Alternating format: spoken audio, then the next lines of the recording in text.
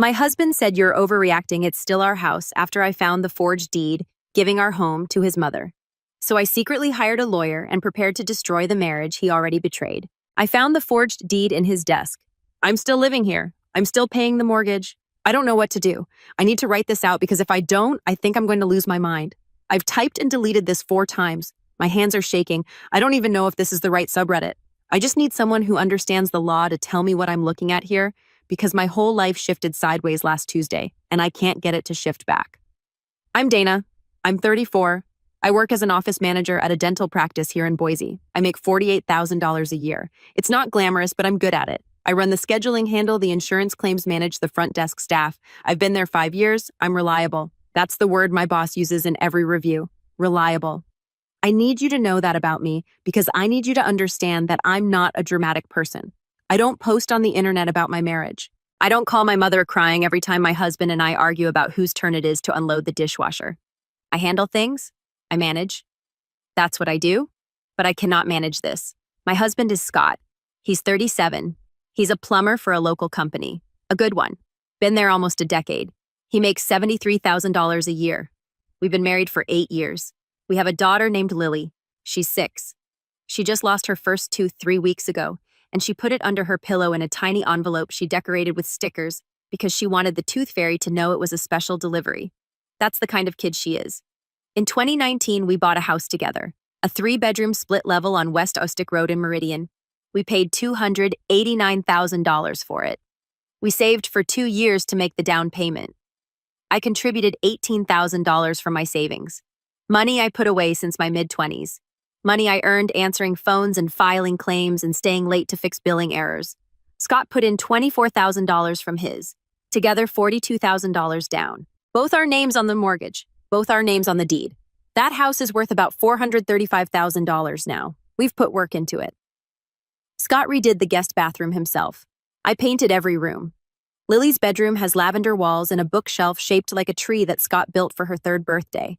We planted a dogwood in the backyard the spring after we moved in. It's taller than me now. I'm telling you all of this because I need you to understand that this house isn't an asset on a spreadsheet. It's where my daughter takes baths and reads books and practices her lines for the school play she's in on Friday. She's playing a sunflower. She has 3 lines and she's been rehearsing them in the bathroom mirror every night for 2 weeks. Okay, here's what happened. Last Tuesday, it was an ordinary Tuesday. Lily was at her after-school program. I got home before Scott. I needed our car insurance card because I had a dentist appointment for myself. Ironic, I know. The office manager at the dental practice going to a different dentist, but that's a whole other story. And the new insurance cards hadn't come in the mail yet. I thought maybe Scott had a copy in his desk. Scott has a home office. It's the small bedroom at the back of the house. He keeps his work stuff there. Invoices, truck maintenance records, some of his hunting magazines. I don't go in there often. Not because it's off limits or because he told me not to. I just don't have a reason to. He has his space, I have mine. That felt normal to me. That felt like a healthy marriage. I opened the top drawer. Pens, a tape measure, some coupons for an oil change place. 2nd drawer file folders. I flipped through them looking for anything labeled insurance or auto. And then I found a manila folder labeled mom stuff. I almost didn't open it. I nearly put it back. I thought it was something related to Patricia's finances. Maybe tax documents or something Scott was helping her with. Scott helps his mom with a lot. She went through a brutal divorce from his dad about 4 years ago. His dad, Greg, is not a good person. I'm not going to get into that here. But the divorce was ugly, and Patricia came out of it with almost nothing. She lives in a small apartment in Nampa now. She's 63. She works part-time at a craft supply store. She doesn't have retirement savings to speak of. It's a sad situation, and I've always felt for her. I've always been kind to her. I've brought Lily over to visit her every other weekend. I've included her in holidays. She's my daughter's grandmother. I opened the folder. Inside was a quitclaim deed dated 7 months ago transferring ownership of our house. 100% ownership of 3-bedroom split level on West Ustic Road, Meridian, Idaho, to Patricia Ann Kessler, Scott's mother. Scott had signed it. His signature was right there. The same way he signs birthday cards and checks and the permission slip I handed him last week for Lily's field trip to the aquarium, and my signature was there too, except I never signed it. I have never seen this document before. I was never asked about this document. I was never consulted, informed, warned, or given any indication that my husband was planning to transfer the deed to our home to his mother. I did not sign my name. Someone else did. And it was notarized. There was a notary stamp on it from a notary in Caldwell, Idaho. Beneath the deed was a handwritten letter. Patricia's handwriting. I recognize it from birthday cards and the little notes she tucks into Lily's Christmas presents. It said, "Thank you for doing the right thing, Scotty. I know this wasn't easy. You're a good son. Love, Mom." Beneath that was a printed email from a notary's office confirming the filing. I sat down on the office floor. I sat there for 20 minutes. I know it was 20 minutes because I looked at the clock on the wall when I sat down, and I looked at it again when I finally stood up. In those 20 minutes, I held that piece of paper, and I felt my hands go numb, and I thought very clearly, my husband gave away my house and forged my name to do it. Then I did the only smart thing I've done all week. I took photos of everything, every page in the folder, the deed, the letter, the email, front and back. I put the folder back exactly where I found it, and I closed the drawer. Update 1, the confrontation. I waited until after Lily went to bed that night. I made dinner. I sat across the table from Scott and watched him eat the chicken I made and listened to him talk about a job he had that day, a burst pipe in some old building downtown. And I thought, you're sitting here eating dinner in a house you gave away. You're talking to me about pipes while you forged my signature on a legal document. I've never felt that kind of quiet before. It wasn't peace. It was something colder. At 9:15, after Lily was asleep, I sat down on the couch next to him. He was watching something on his phone. I said his name and he looked up and I said I found the quitclaim deed. His face went white. Not slowly, instantly. Like someone had pulled a plug and drained every drop of color from his skin. He set his phone down and he didn't say anything for about 10 seconds, and in those 10 seconds I watched him cycle through something. I think it was calculation. I think he was calculating what to say. Then he got angry, not screaming angry, not throwing things angry. Scott's never been that kind of person, and I want to be fair about that even now. But his jaw set and his voice dropped and he said, "My mom almost lost her house in the divorce from my dad. She has nothing, Dana. She's 63 years old with no retirement. I put the house in her name so she'd have security, so she'd know she had something. It's still our house. We still live here. Nothing changes, it's just on paper." I stared at him. "You forged my signature on a legal document," I said. "You transferred ownership of our home to your mother without telling me, without asking me. You put someone else's name on the thing we bought together, the thing I pay $1,247 a month toward, the house where our daughter sleeps. And you're telling me nothing changes? You're overreacting," he said. He said that to me. "You're overreacting. Mom would never kick us out," he said. "She's not like that. She just needs to know she has something that's hers. After what Dad did to her. You know what he did. You know how bad it was. I was going to tell you. I was going to explain everything. When the time was right. It's been 7 months, Scott." He didn't have an answer for that.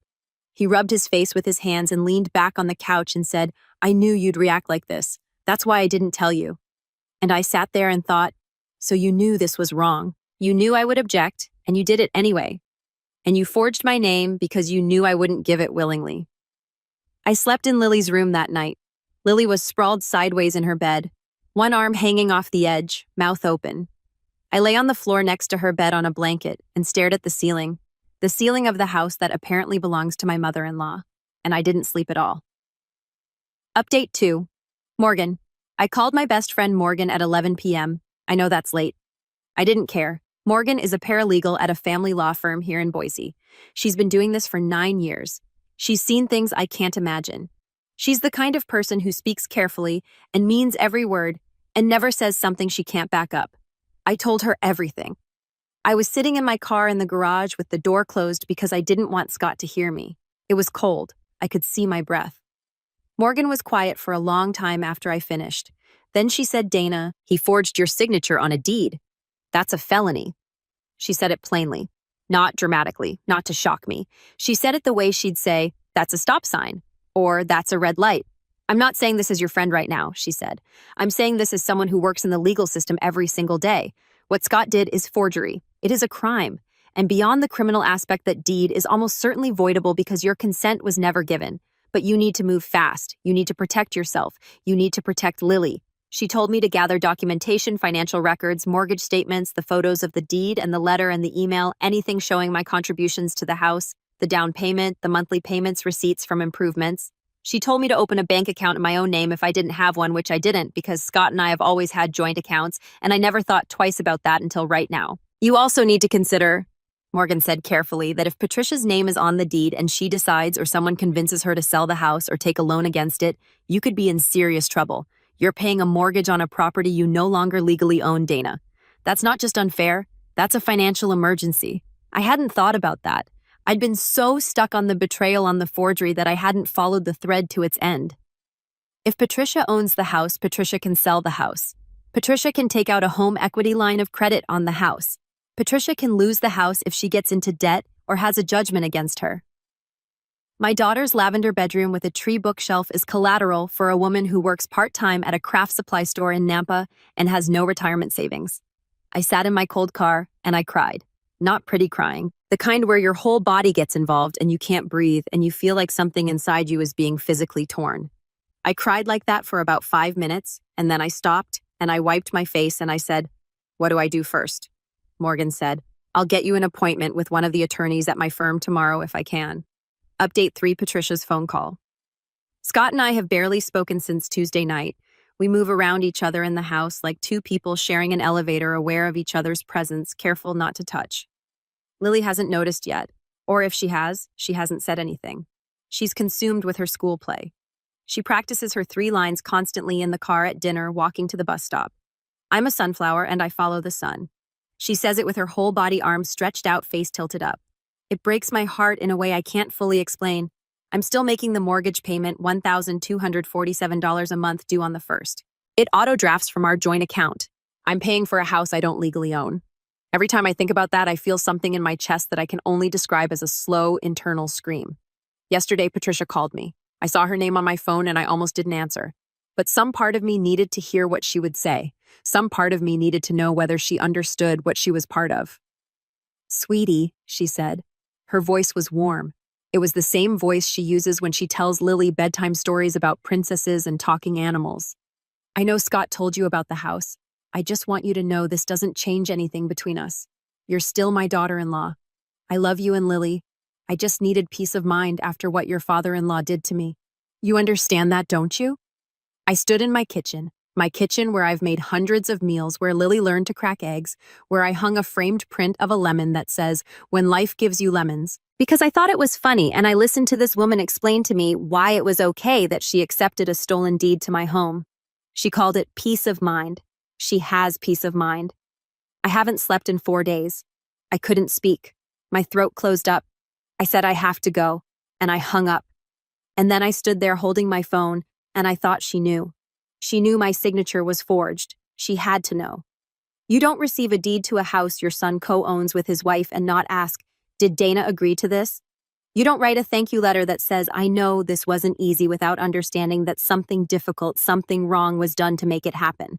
She knew, and she took it anyway, and she called me sweetie. Update 4: The attorney. Morgan got me an appointment Thursday morning. I told my boss I had a dentist appointment. The irony isn't lost on me, and I drove to a law office in downtown Boise, and I sat in a conference room with a cup of coffee I didn't drink, and I told a family law attorney named Karen Westbrook everything I just told you. Karen is in her late 50s, short gray hair, reading glasses on a chain. She listened without interrupting. She took notes on a yellow legal pad. When I was done, she set her pen down and looked at me and said, "You have several layers of legal protection here. Let me walk you through them." She explained that in Idaho, a quick claim deed requires the genuine signature of every person on the title. If my signature was forged, the deed is voidable, not void automatically. I would need to take legal action to challenge it. But the law is clear that a forged instrument does not convey valid title. She explained that forgery of a legal document is a felony in Idaho. I have the option, not the obligation, but the option to file a criminal complaint. She was careful to separate this from the civil issues. The criminal side and the property side are 2 different tracks, she said. You can pursue one or both. But you need to understand that if you file a criminal complaint against your husband, that will have consequences for your family that go beyond the house. I know that, and it sits on my chest like a concrete block. She explained that I should file what's called a lis pendens, a notice that the property is subject to a legal dispute, which would be recorded with the Ada County Recorder's Office and would effectively prevent Patricia from selling the house or borrowing against it while the dispute is active. This is your most urgent protection, Karen said. Right now, as things stand, Patricia could theoretically sell that house tomorrow. She could take out a HELOC. She could encumber it in ways that would be very difficult to unwind. The lies pendens puts a freeze on all of that. She explained that I need to document my financial contributions to the house, every mortgage payment, every dollar of the $18,000 down payment, every home improvement receipt, every property tax payment. This creates an evidentiary record that protects my equitable interest in the property, regardless of what the deed says. She explained that I should open an individual bank account immediately and begin directing my paycheck there, not as a hostile act, not as a prelude to divorce, as basic financial self-protection.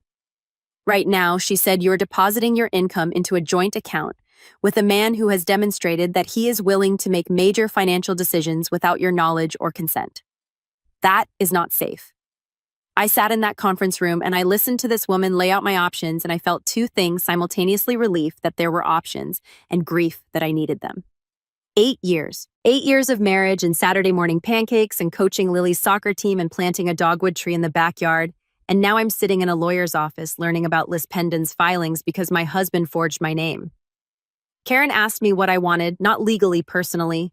What outcome did I want? I said I want my house back in my name. I want my daughter to be safe. And I want to understand how my husband became someone who would do this. She nodded, like that was a reasonable answer, and said, let's start with the first two. Update 5 where I am now.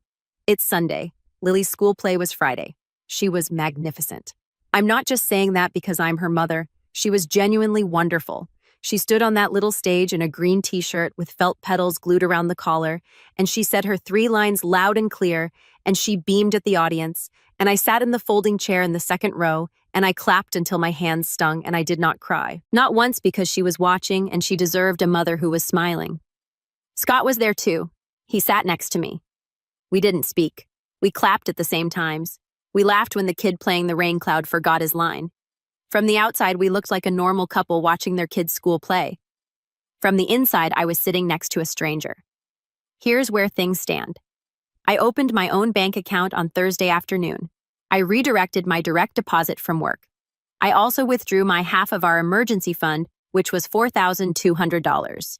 I don't feel good about it, but Karen told me it was essential, and Morgan agreed, and I trust them more than I trust my own instincts right now, because my instincts apparently couldn't tell me that my husband was forging my signature.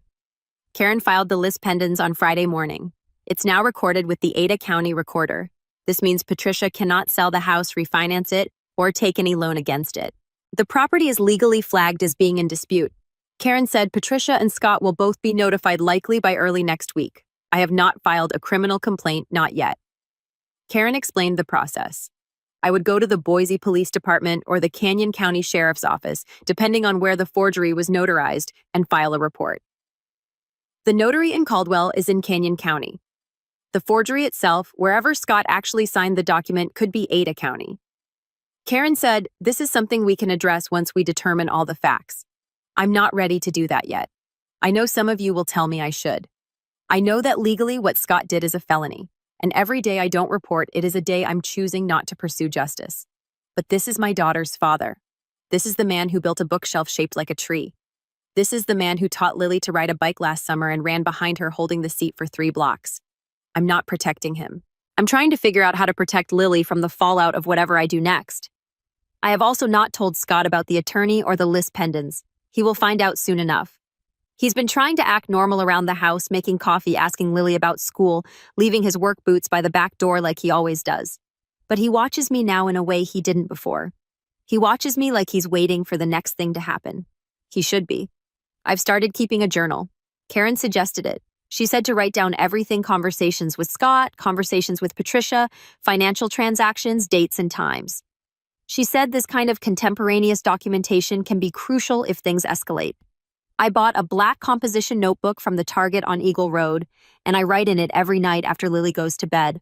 I sit in the kitchen with the overhead light on, and I write down what happened that day and what was said and how I felt, and I close the notebook and I put it in my purse, and I go to the bedroom where my husband is either asleep or pretending to be asleep, and I lie down next to him and I stare at the ceiling. Patricia called again yesterday. I didn't answer. She left a voicemail. She said, Dana, honey, I just want to talk. I think there's been a misunderstanding. Call me when you can. Love you. A misunderstanding. She has the deed to my house and she's calling it a misunderstanding. I need to talk about something that's been eating at me since Tuesday. It's the thing I can't get past. The thing that sits underneath all the legal questions and the property disputes and the list pendants filings. It's this. Scott didn't just forge my signature. He made a decision about our family's most valuable asset, the single largest financial investment of my life, without telling me. He looked at our house and he saw something he could give away. He looked at my name on a deed and he saw something he could fake. He looked at our marriage and he calculated that the risk of getting caught was worth it if it meant his mother would feel secure. What does that tell me about how he sees me? What does that tell me about what I am in this marriage? I contributed $18,000 to the down payment. I pay $1,247 every single month. I painted every room. I hung the curtains. I chose the tile in the kitchen, and my husband looked at all of that and thought, I can sign her name and she'll never know. He didn't see me as a partner. He saw me as a problem to be worked around.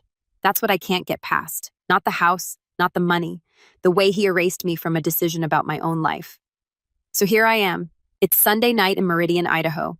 My daughter is asleep in her lavender bedroom. My husband is in the garage doing something with his tools.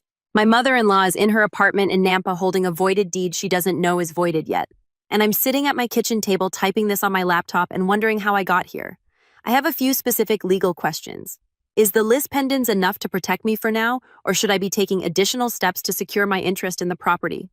If I decide to pursue criminal charges for the forgery, what does that process look like in Idaho? Will Scott be arrested? What happens to Lily if both parents are? I can't even finish that thought. The notary in Caldwell, who notarized the forged deed, do they have liability here? Can they be reported? If they notarized a signature I never gave, they either didn't verify my identity or they knowingly participated in the forgery. If Scott and I do end up separating or divorcing over this, how does the forged deed affect property division? Does the fact that he attempted to transfer the house to his mother before divorce filing work against him? Should I be worried about Patricia doing something rash when she finds out about the list pendants, like trying to change the locks or claiming she has a right to occupy the house? I know this is long. I'm sorry. I don't have anyone to talk to about this except Morgan. And Morgan has been incredible, but she's also my friend and she gets angry on my behalf. And sometimes I need someone who isn't angry. I need someone who can see this clearly. I'm going to go check on Lily. She kicked her covers off again. She always does. Then I'm going to close this laptop and put it away and go lie in bed next to my husband and pretend to be asleep. If you read all of this, thank you. I mean that. Thank you for knowing. Edit. Several people have asked if I've checked whether the deed was actually recorded with the county. Yes. Karen confirmed that it was recorded with the Ada County Recorder's Office. It's not just a piece of paper in a folder. It's been filed. The transfer is on public record. My name was removed from the title of my home 7 months ago, and I had no idea until last Tuesday. I found out by accident looking for a car insurance card. If I hadn't opened that drawer, I might never have known. Edit 2. I want to be clear about something because a few comments have suggested it. I am not trying to destroy Scott. I'm not out for revenge. I'm not trying to send him to prison to punish him. I'm a 34-year-old woman who manages a dental office and makes school lunches and helps her daughter practice her lines for a play about sunflowers. I'm just trying to make sure that I still own my home. That's it. That's all I want. I want the house that I paid for, that I live in, that I painted and cleaned and made into a home. I want it to be mine again. I want my name back on the deed, and I want to understand what kind of marriage I'm in because the one I thought I had ended last Tuesday in a home office with a manila folder and a forged signature. I'll update when I have more to share. For now, I'm going to go check on my sunflower.